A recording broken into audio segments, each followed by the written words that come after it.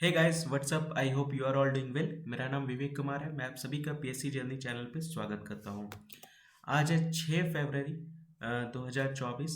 आइए स्टार्ट करते हैं आज का करंट अफेयर बिना किसी देरी के साथ।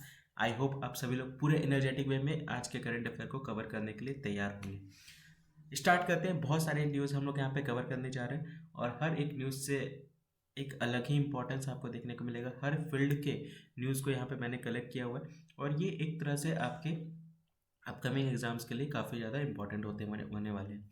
चाहे कोई भी गवर्नमेंट सेक्टर का पेपर दे रहा हो, हर गवर्नमेंट सेक्टर के लिए ये कवर करंट अफेयर की क्लास जो है वो बहुत ज़्यादा इंपॉर्टेंट है। तो अच्छे से कवर कीजिएगा।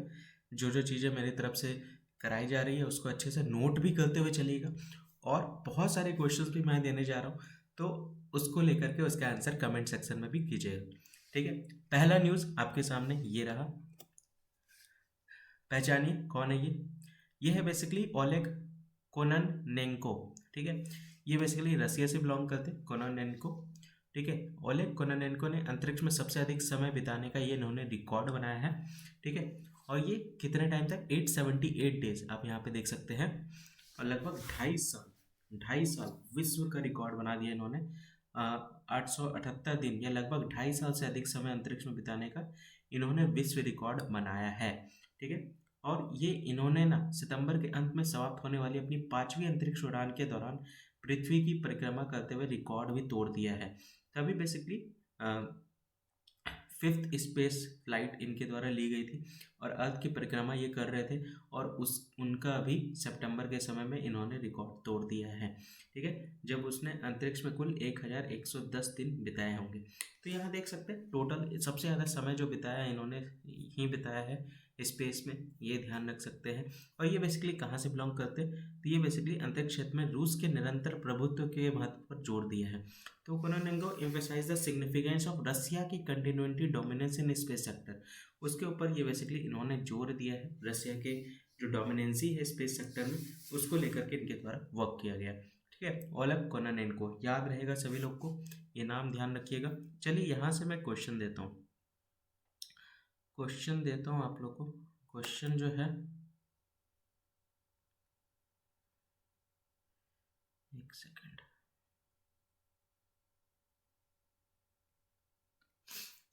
पहला क्वेश्चन जो आपके सामने है वो है चंद्रयान 3 से रिलेटेड।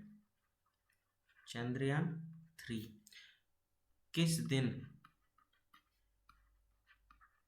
मून पे लैंड किया था वो मुझे बताइएगा। दिन मुझे चाहिए, किस दिन मून पे लैंड किया था। भारत सॉफ्ट लैंडिंग में, दूसरा क्वेश्चन है ये, देख रहे हैं, सॉफ्ट लैंडिंग किया था मून पे। भारत सॉफ्ट लैंडिंग के मामले में कितनावें नंबर का देश है जो कि मून पे सॉफ्ट लैंड किया है। भारत सॉफ्ट लैंड करने वाला मून पे कितनावा नंबर का देश बना है वो मुझे बताइएगा। क्लियर हुआ दोनों क्वेश्चन। पहला क्वेश्चन ये है चंद्रयान 3 जो है वो किस दिन मून पे सॉफ्ट लैंड किया, आपको दिन बताना है मुझे। और दूसरा जो है सॉफ्ट लैंडिंग जो हुई है चंद्रयान 3 की मून पे, तो भारत का स्थान कितनावें नंबर पे रहा है सॉफ्ट लैंडिंग को लेकर के वो मुझे बताइएगा कमेंट सेक्शन में। ठीक है। और भारत के ऊपर जितने भी देश है उनका भी नाम मुझे बताइएगा। ठीक है। मुझे टॉप 5 कंट्री का नाम बताइए। ठीक है। देखते कितना, चलिए टॉप 4 ही बता दीजिए। टॉप 4 कंट्री का नाम मुझे बताइएगा कि टॉप 4 में सॉफ्ट लैंडिंग में जो मून पे अब तक सक्सेसफुली रहा है वो किन 4 देशों का रहा है वो मुझे बता दीजिएगा। ठीक है। 3 क्वेश्चन तो आपके पहले ही न्यूज़ से बता दिया मैंने, तो रेडी रहिएगा, इसको अच्छे से कमेंट सेक्शन में मुझे आंसर कीजिएगा। यहाँ पे आप देख सकते हैं 66वां एनुअल ग्रैमी अवार्ड यहाँ पे 2024 का यहाँ पे दिया गया है। ठीक है। तो उसी को लेकर के ये कहाँ पे हुआ है, ये लॉस एंजलिस में हुआ है। ये जो अवार्ड सेरेमनी है वो कहाँ पे हुआ है, लॉस एंजलिस, जो कि कहाँ पे है, यूएसए में है। ठीक है। तो यहाँ पे रिकॉर्ड आप देख सकते हैं, रिकॉर्ड यहाँ पे ये रिकॉर्ड ऑफ द ईयर जो मिला है वो फ्लावर्स को मिला है। ठीक है। मिली सीरस के द्वारा। एल्बम ऑफ ईयर की मैं बात करूँ तो मिडनाइट को मिला है, Taylor Swift. Song of the year की बात करूँ तो what was I made for, ये बारबी का था। और Billie Eilish, O'Connell and Finneas O'Connell जो है वो सॉन्ग राइटर थे। ठीक है। फ्रॉम बारबी से मिला है, what I made for Barbie से। ठीक है। बेस्ट न्यू आर्टिस्ट की बात करूँ तो विक्टोरिया मोनेट है, बेस्ट न्यू आर्टिस्ट की बात की जा रही है विक्टोरिया मोनेट। रॉक परफॉर्मेंस की बात करूँ तो not strong enough. Best music video की बात करूँ I'm only sleeping the Beatles का है। और बेस्ट ग्लोबल म्यूजिक एल्बम की बात करूँ तो दिस मोमेंट शक्ति। तो यहाँ देख सकते हैं ये सारे रिकॉर्ड है और इन्हीं सारे को यहाँ पे अवार्ड दिया गया है, चाहे वो म्यूज़िक वीडियो में हो, म्यूज़िक एल्बम में हो, परफॉर्मेंस में हो, आर्टिस्ट में हो, सॉन्ग में हो। तो ये सभी का डिफरेंट डिफरेंट कैटेगरी का अवार्ड यहाँ पे आपको देखने को मिलेगा, जो कि यहाँ पे दिया गया है लॉस एंजलिस में ग्रैमी अवार्ड्स के तौर पे। ये ध्यान रख सकते हैं, ठीक है। आगे बढ़ते हैं तीसरे नंबर न्यूज़ की तरफ। ये जो न्यूज़ है आप यहाँ पे देख सकते हैं, भारत गौरव एसी टूरिस्ट ट्रेन की बात कही जा रही है। और ये ट्रेन अभी जस्ट यहाँ पे लॉन्च किया गया है, मतलब लॉन्च किया मतलब इसको हरी झंडी दिखाई गई है। कहाँ के लिए आप सभी लोग को पता है, कहाँ के लिए दिखाई गई है, दिख रहा है यहाँ पे श्री रामायण यात्रा।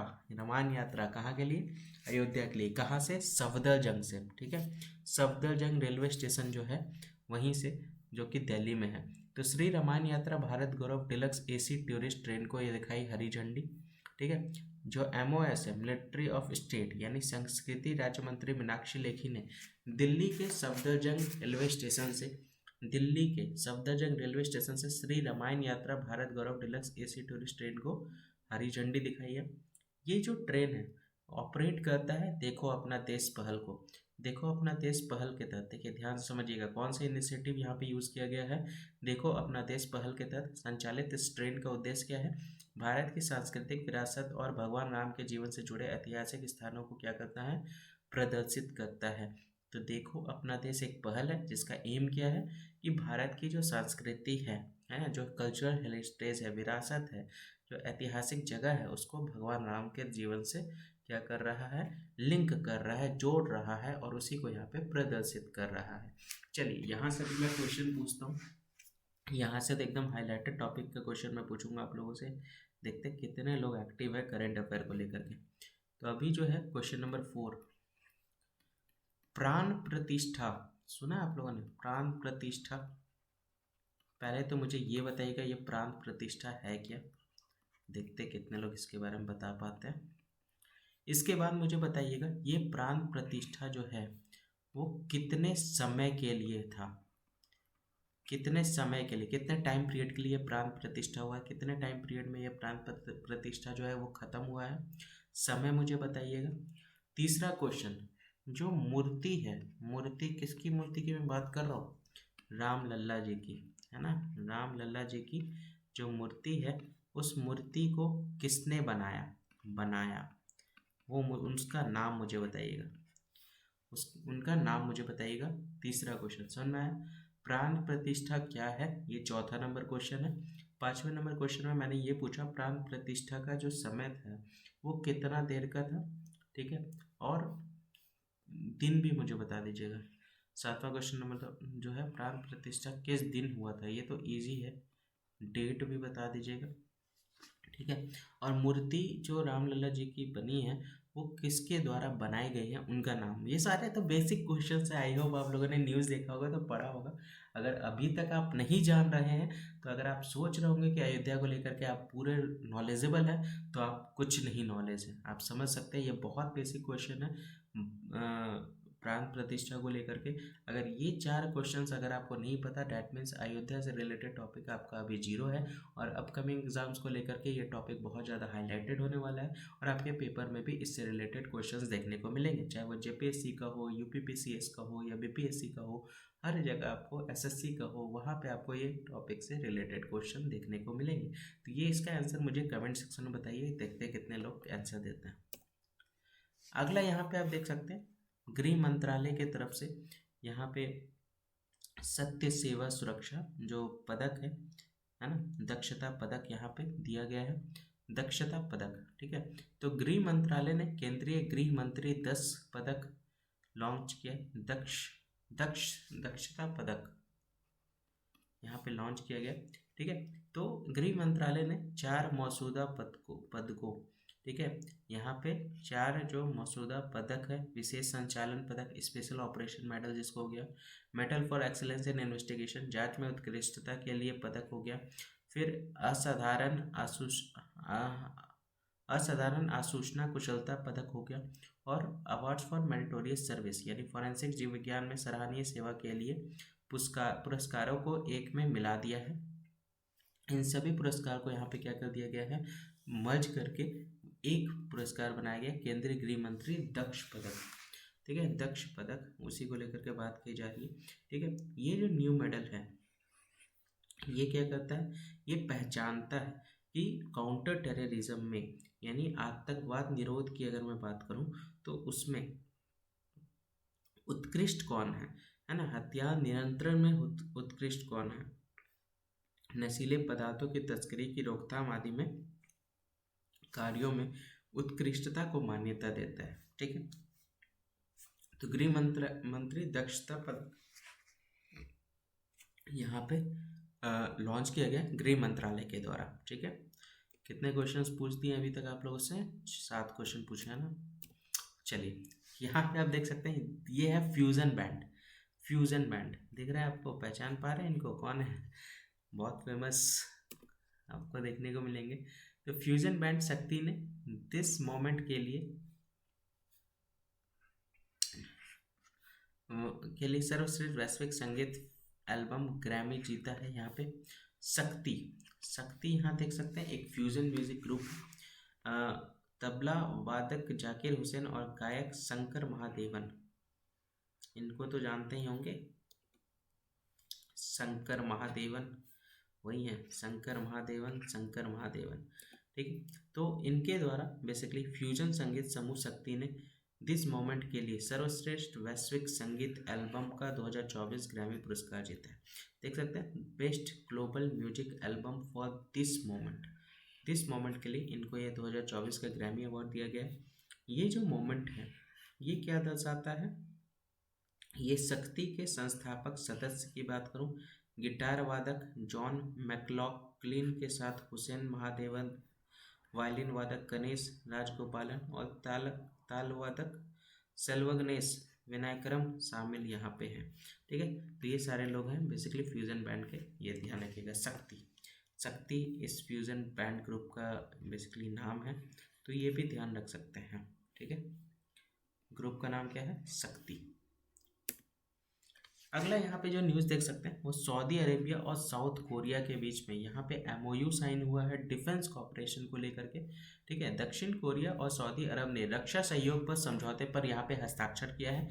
देखिए, ये जितने भी MOU साइन किए जाते हैं वहाँ दो देशों में संबंध को और गहरा करने के लिए और स्ट्रॉन्ग रिलेशंस बनाने करने के लिए ये बेसिकली मेमोरेंडम ऑफ अंडरस्टैंडिंग इसको साइन किया जाता है। MOU का फुल फॉर्म होता है मेमोरेंडम ऑफ अंडरस्टैंडिंग, ताकि वो अपने डिफेंस कॉपरेशंस की अगर मैं बात करूँ, यहाँ पे हथियार प्रणालियों के अनुसंधान की बात यहाँ पे कही जा रही है। विकास और उत्पादन के लिए एक संयुक्त समिति की स्थापना करते हुए रक्षा सहयोग का विस्तार करने के लिए एक समझौता ज्ञापन पर हस्ताक्षर किया है।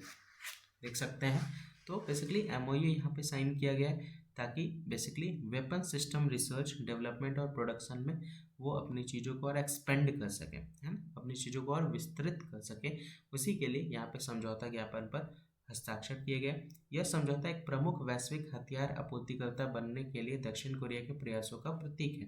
तो यहाँ पे देख सकते हैं दक्षिण कोरिया बेसिकली पूरी तरह से एफर्ट लगा रहा है।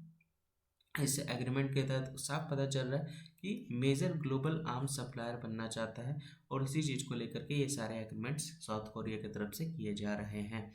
साउथ कोरिया जो है वो आर्म एक्सपोर्ट की अगर मैं बात करूँ वो बेसिकली वेस्ट एशिया में करता है। पश्चिम एशिया में दक्षिण कोरिया के हथियारों के निर्यात में काफ़ी वृद्धि यहाँ पे हुई है, और यहाँ पे जो रक्षा उद्योग के लिए एक बाजार के रूप में इस क्षेत्र के महत्व को उजागर करता है। रक्षा उद्योग की बात यहाँ पे कही जा रही है, डिफेंस इंडस्ट्री के लिए एक बाजार के रूप में, मार्केट के रूप में इस क्षेत्र के महत्व को यहाँ पे क्या किया गया, उजागर किया है। ठीक है, तो यहाँ पे साउथ कोरिया और सऊदी अरब के बीच में ये एग्रीमेंट यहाँ पे साइन हुआ है। अगला न्यूज़ यहाँ पे देख सकते हैं, फ्रांस यहाँ पे आपको देखने को मिलेगा, पहला कंट्री है, याद रखिएगा ये पहला कंट्री है जो बेसिकली डिजिटल शेंगेन वीज़ा यहाँ पे लॉन्च किया। अब शेंगेन वीज़ा क्या होता है तो सा उसके बारे में जानते हैं।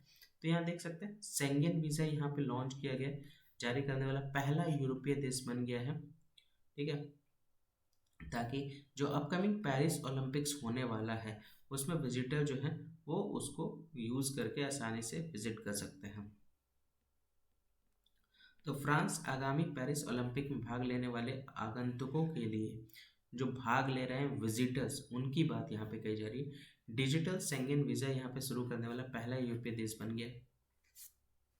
2024 में चालू होने वाली ओलंपिक वाणिज्य दूतावास प्रणाली 15,000 एथलीटों, 9,000 पत्रकारों और विदेशी देशों के प्रतिनिधि मंडलों के लिए वीज़ा आवेदनों को संभालेगी। अब देख सकते हैं ये जो ओलंपिक कॉन्सुलेट सिस्टम था वो ऑपरेशन कब से हुआ था? वो ऑपरेशन हुआ था 2024 से। और बेसिकली ये सारे वीज़ा एप्लीकेशंस को हैंडल करेगा। और यहाँ पे देख सकते हैं कितने लोग आ रहे हैं। 15,000 एथलेट्स पहुँच रहे हैं, 9,000 जर्नलिस्ट पहुँच रहे हैं और डेलीगेट्स आपको देखने को मिलेंगे जो विदेशी देशों से ये पहुँचेंगे। तो ये एक तरह से क्या करेगा, इसमें बढ़ती वीज़ा मांग के बीच फ्रांसीसी वीज़ा प्रक्रिया को जटिलताओं से बचने में मदद मिलेगी। तो जो बेसिकली फ्रांस के वीज़ा प्रोसेस में जो टाइम लगता था, जो कॉम्प्लिकेशंस आते थे, उनसे निपटारा करने के लिए, ठीक है, उस प्रक्रिया से बचने के लिए यहाँ पे ये स्टेप यहाँ पे निकाला गया फ्रांस सरकार के द्वारा, डिजिटल शेंगेन वीज़ा। ठीक है, उसी से रिलेटेड है। अब फ्रांस की बात यहाँ पे कही जा रही है, फ्रांस। ठीक है, तो फ्रांस की बात अगर कही जा रही है तो फ्रांस का मैप देख लेते एक बार। तो यहाँ पे आप देख सकते हैं ये फ्रांस का मैप है। यहाँ पे पेरिस यहाँ आप देख सकते हैं। यहाँ बेल्जियम बॉर्डर टच कर रहा है, लग्जमबर्ग बॉर्डर टच कर रहा है, जर्मनी, स्विट्जरलैंड, इटली, स्पेन, ये सारे राज्य बेसिकली फ्रांस के बॉर्डर को टच कर रहे हैं। यहाँ पे पेरिस हो गया, यहाँ पे ऑफ बिस्के हो गया, यहाँ इंग्लिश चैनल हो गया, ये स्ट्रेट ऑफ डोवर हो गया, या नॉर्थ सी हो गया। कितनी बार मैंने बता रखा है, इधर मेडिटेरियन सी आप देख सकते हैं। ठीक है, मेडिटेरियन सी देख सकते हैं। ठीक है, तो ये सारे जगह, गल्फ ऑफ लायन आपको यहाँ देखने को मिलेगा। ये सारे लोकेशन थोड़ा सा ध्यान रखिएगा। फ्रांस जो है वो पश्चिमी यूरोप का हिस्सा है। ठीक है, और ये बेसिकली यहाँ पे विलेज है, मेडिटेरियन बीचेस है, पेरिस यहाँ का कैपिटल है, फैशन हाउस के लिए फेमस है, आर्टिकल्स म्यूजियम, आर्ट हो गया, मॉन्यूमेंट्स हो गया, एप्पल टावर हो गया, ये सारे के लिए बेसिकली ये फेमस है। वाइन्स हो गए, ठीक है, क्विजन्स हो गए, ड्राइंग्स हो गए, थिएटर्स हो गए, पैलेस हो गए, ये सारी चीज़ों के लिए ये फ्रांस की बेसिकली फेमस है। कैपिटल पेरिस है। इमैनुअल मैक्रोन पढ़ा है कभी इसके बारे में? चलिए मुझे बताइएगा। रिसेंट और बहुत न्यूज़ में थे, क्यों न्यूज़ में थे जरूर बताइएगा। प्राइम मिनिस्टर गैब्रियल अट्टल यहाँ देख सकते हैं। ऑफिशियल लैंग्वेज यहाँ का फ्रेंच है। पॉपुलेशन सिर्फ 6.5 करोड़ आप देख सकते हैं। ठीक है, अगला न्यूज़ जो है वो एम्स से रिलेटेड है। एम्स जो कि दिल्ली में है, उनके द्वारा आयुष्मान सुविधा केंद्र यहाँ पे खोला गया। यहाँ पे आयुष्मान सुविधा केंद्र खोला गया और ये बेसिकली स्थापित यहाँ पे किया गया। और ये स्थापित कब किया गया? 31 मार्च को स्थापित किया गया। आयुष्मान सुविधा केंद्र की मैं बात करूँ तो सभी ब्लॉक्स और सेंटर्स में 31 मार्च 2024 को यहाँ पे सुविधा केंद्र यहाँ पे स्थापित करेगा। ठीक है, new Delhi, AIIMS new Delhi यहाँ पे सेट करेगा आयुष्मान सुविधा केंद्र को।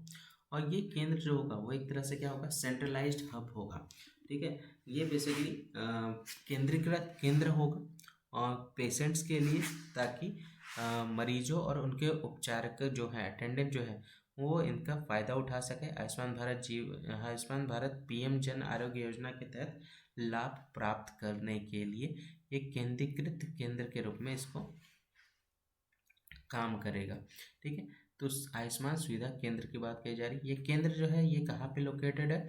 ये हर इजली एसेसिबल पॉइंट्स में ये उपलब्ध मिल जाएंगे।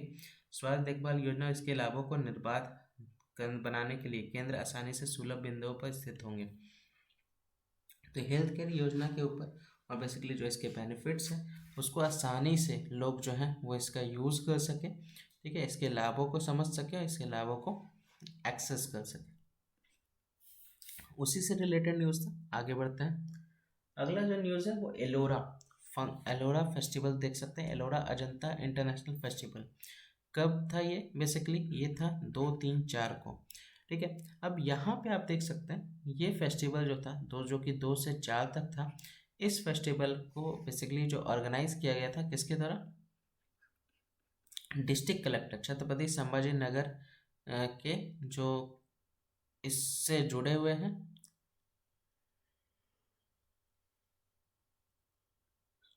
ठीक है, जो बेसिकली पर्यटन निदेशालय महाराष्ट्र सरकार के सहयोग से आयोजित किया जाता है।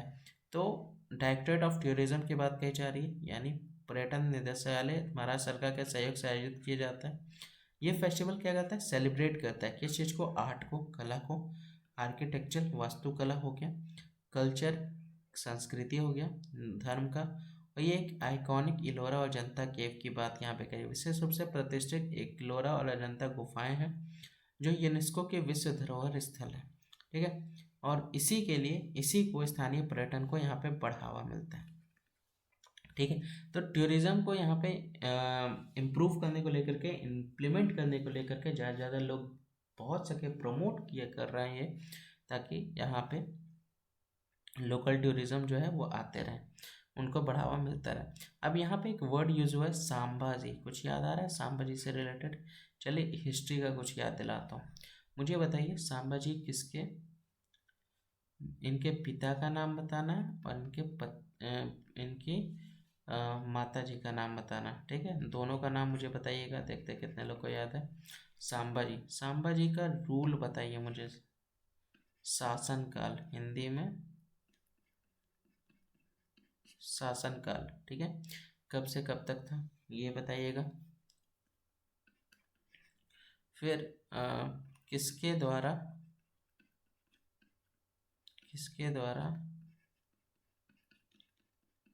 मारे गए वो भी मुझे बताइएगा। ठीक है, किन्होंने इनका खून किया था, शासनकाल कब से कब तक था, आप पिता और माता जी का नाम बताइएगा। ठीक है, 11 क्वेश्चन तो अभी हो गया। चलिए, आई होप सारे न्यूज़ आपको क्लियर हो रहे होंगे। क्वेश्चंस का आंसर मुझे कमेंट सेक्शन में देते हुए चलिएगा। मैं हर एक लोगों का जब भी मुझे समय मिलता है मैं उनका कमेंट्स पढ़ता हूँ, जो गलतियाँ होती हैं वो मैं वहाँ पे रिप्लाई भी करता हूँ। पंजाब के राज्यपाल देख सकते हैं बनवारी लाल पुरोहित यहाँ पे रिजिग्नेशन दे रहे हैं, और ये रिजिग्नेशन उन्होंने महामहिम को दिया जाता है। महामहिम मतलब हेड ऑफ द स्टेट को यह दिया जाता है, और इनके द्वारा डिज़ाइन यहाँ पे किया गया। देखिए, अगर गवर्नर जहाँ पे होता है वो प्रेसिडेंट के अकॉर्डिंग चलता है, प्रेसिडेंट के नज़र में खुश होना चाहिए। ठीक है, तो वही है यहाँ पे। तो पहले यहाँ से क्वेश्चन पहले लिख लीजिए, फिर मैं भूल जाऊँगा। तो ये इस्तीफ़ा जो है वो इन्होंने किसको दिया, ये बताइएगा मुझे, किसको दिया इस्तीफ़ा इन्होंने। 13वां नंबर क्वेश्चन लिखिए। 13वां नंबर क्वेश्चन ये है कि अनुच्छेद मुझे बताइए, किस अनुच्छेद के तहत ये रेजिग्नेशन दिए हैं। ठीक है, रेजिग्नेशन दिए हैं, अनुच्छेद मुझे बताइएगा। देखिए, आप में से जितने भी लोग रिकॉर्डेड वीडियो देख रहे हैं तो कोई बात नहीं, जब भी आप ये वीडियो देख रहे हो उस समय आप कमेंट्स में अपना आंसर दे दीजिए। ठीक है, तो यहाँ पे इनके तो 21 अनुच्छेद में ये इसके बारे में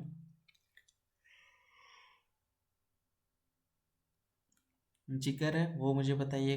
ठीक है, इसके अलावा अगर मैं बात करूँ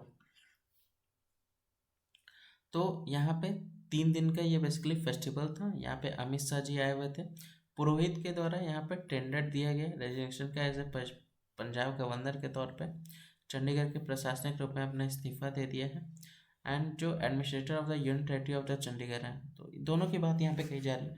देखिए, यहाँ पे रेजिग्नेशन, देखिए इन्होंने बेसिकली जो रिजिग्नेशन दिया है वो राज्यपाल के, पंजाब के राज्यपाल हो गए, और केंद्र शासित प्रदेश चंडीगढ़ के प्रशासनिक के रूप में इन्होंने इस्तीफा दिया। दोनों तरफ से ये फ्री हुए हैं। इन्होंने पहले सजेस्ट भी किया था कि पार्लियामेंट सेशन को होल्ड करना तमिलनाडु में एक तरह से विंटर कैपिटल है। ठीक है, शीतकालीन राजधानी के रूप में आप संसद सत्र आयोजित करने का सुझाव दे रहे हैं, तो उसी को लेकर के यहाँ पे बोला गया, तो ये ध्यान रखिएगा। 13 हो गया। अब इसमें और क्या क्वेश्चन बना सकता हूँ। राज्यपाल का मुझे बताइएगा कि ये हमारे संविधान के किस भाग में इनके बारे में बताया गया। भाग मुझे बताइएगा, कौन से पार्ट में इनके बारे में बताया गया। देखिए, पॉलिटी के इतने सारे क्वेश्चन दे दिए आप लोग को, पढ़िए गवर्नर, पढ़िए जा करके, इसी बहाना आप पढ़ेंगे ही। तो पंजाब यहाँ पे आप देख सकते हैं, पंजाब यह पूरा एरिया पंजाब का है। यहाँ पे पाकिस्तान टच करता है ये वाले एरिया पे। इधर हरियाणा हो गया, इधर राजस्थान हो गया, इधर हिमाचल प्रदेश, ऊपर जम्मू कश्मीर। तो यहाँ पे बॉर्डर आपको देखने को मिलेगा, बॉर्डर यहाँ पर टच कर रहा है पाकिस्तान का। और ये एक तरह से दिल है किसका, जो सिख कम्युनिटी है उनका। ठीक है, यहाँ पे जो अमृतसर है इसकी स्थापना 1570 में की गई थी गुरु रामदास जी के द्वारा। और ये हरमंदिर साहिब जो है वो बेसिकली होलीस्ट गुरुद्वारा यानी सबसे पवित्र स्थल माना जाता है। और English as a golden temple and surrounded by the pool of nectar. ठीक है, ये एक बहुत मेजर पिलग्रिमेज साइट है। और अमृतसर में ये बेसिकली बहुत इंपॉर्टेंट साइट भी है। हिंदू श्राइन भी आप देख सकते हैं, 7 डोर भी है। ठीक है, अब यहाँ पे देख सकते हैं इसका कैपिटल जो है वो चंडीगढ़ है। इसका कैपिटल जो है वो चंडीगढ़ है।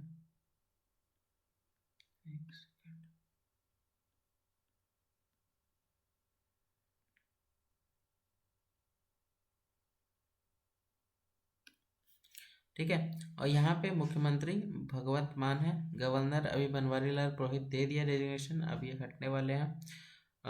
टोटल 23 डिस्ट्रिक्ट है। एलिवेशन मोगा हो गया, तरुण हो गया, गुरदासपुर हो गया, अमृतसर यहीं पे है।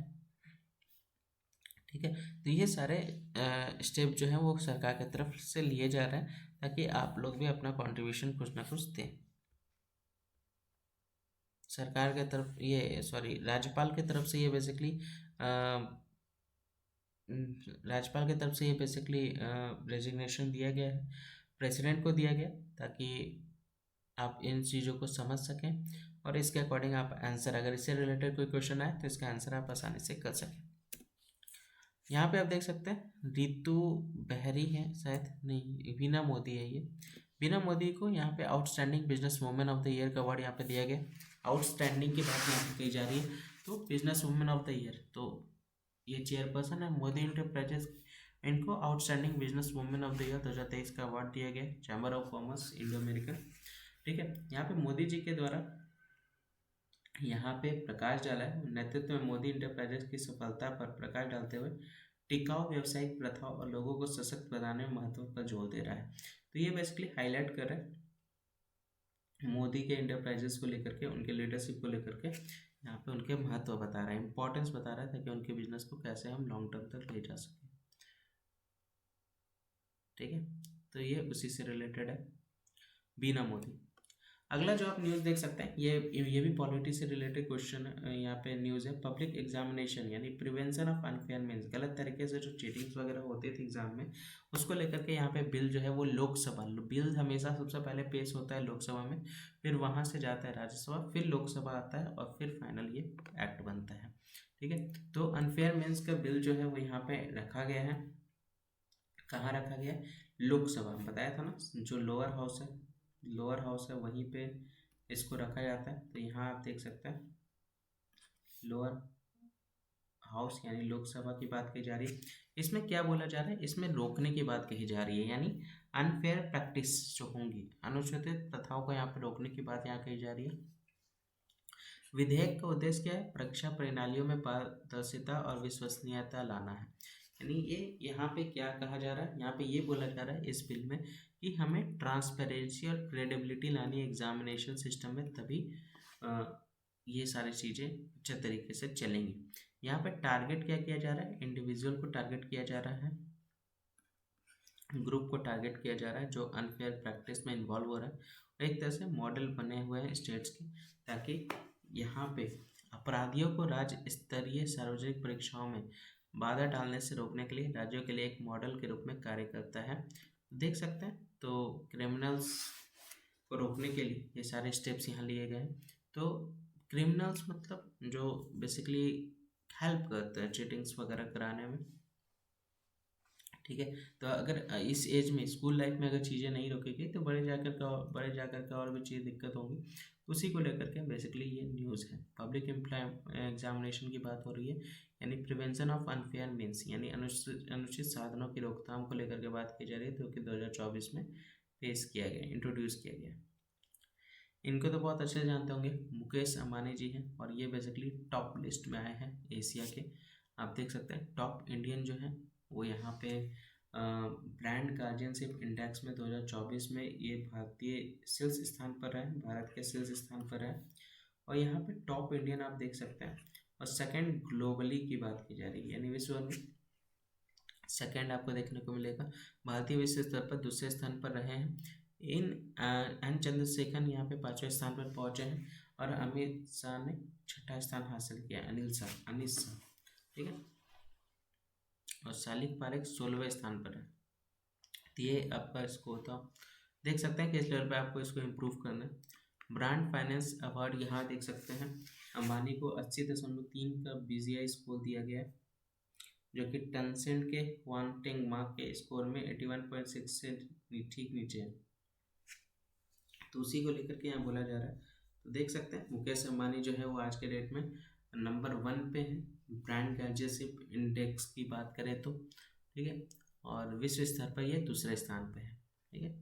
एन चंद्रशेखरन 5वें स्थान पे आ गए और अमित शाह जो है वो 6ठे स्थान पे है और शालिक पारेख जो है वो 16वें स्थान पे है, ठीक है। तो ये थोड़ा सा ध्यान में रख सकते हैं। अगला न्यूज जो है ये एक IAS ऑफिसर है, इनका नाम जो है ये उत्तराखंड की राधा रतौरी, देख सकते हैं एक IAS ऑफिसर है, एक IAS ऑफिसर है जो फर्स्ट वुमेन चीफ सेक्रेटरी के रूप में नियुक्त हुई है। तो राधा रतूरी जो है राधा रतूरी जो है एक IAS ऑफिसर है 1988 बैच की और अपॉइंट हुई थी पहले वुमेन सेक्रेटरी के रूप में उत्तराखंड में।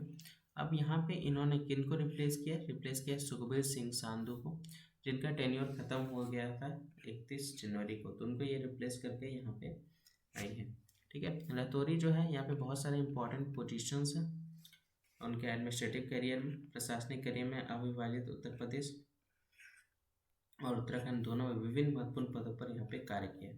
तो रात्रि के द्वारा बहुत सारे इंपॉर्टेंट पोजीशंस यहाँ पे इन्होंने रखे हैं प्रशासनिक करियर को लेकर के, चाहे वो अनडिवाइडेड उत्तर प्रदेश हो या फिर उत्तराखंड हो, सभी के लिए रूल जो है वो बराबर है, उसी को लेकर के यहाँ पे बात की जा रही है। तो IAS ऑफिसर के द्वारा पहली वुमेन चीफ सेक्रेटरी बनी है उत्तराखंड की, ये ध्यान रखिएगा, नाम जो है वो राधा रतूरी है, ठीक है।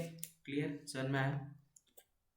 तो ये उत्तराखंड का मैप आप देख सकते हैं, यहाँ पे हिमाचल प्रदेश के साथ टच कर रहा है, हरियाणा टच कर रहा है, उत्तर प्रदेश टच कर रहा है, नेपाल टच कर रहा है, चीन तक आप देख सकते हैं फॉरेन कंट्री टच कर रहे हैं। और इसका कैपिटल आप देख सकते हैं देहरादून आप यहाँ पे देखने को मिलेगा।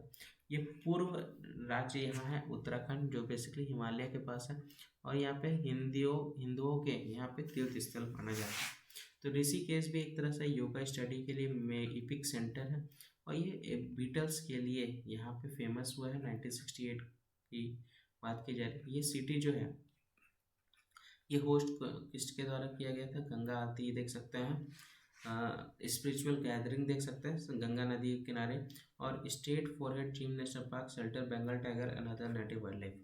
तो ये भी यहाँ पे इम्पोर्टेंट है। Jim Corbett national park, Dehradun अभी कैपिटल है यहाँ पे।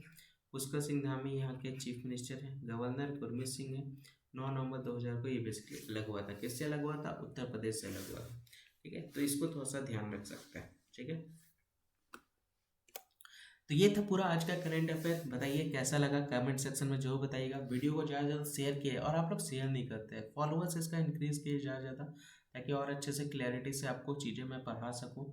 जितना ज़्यादा फॉलोअर्स बढ़ेगा, जितने ज़्यादा सब्सक्राइबर बढ़ेंगे, उतना ईजी होता रहेगा आपके पैटर्न्स को करने में, कवर करने में। हर एक सब्जेक्ट को मैं इम्प्लीमेंट करने का कोशिश कर रहा हूँ, लेकिन उसके लिए थोड़ा सा एफर्ट लगाइए, ज़्यादा ज़्यादा इसको शेयर कीजिए, और जितने लोग भी हैं उन सबसे सब्सक्राइब कराइए, ताकि बाकी लोग भी इसको अच्छे से ज्वाइन कर सके और करंट अफेयर उनका कवर हो सके, ठीक है। तो आज के लिए बस इतना ही, मिलते हैं। जय हिंद, जय भारत।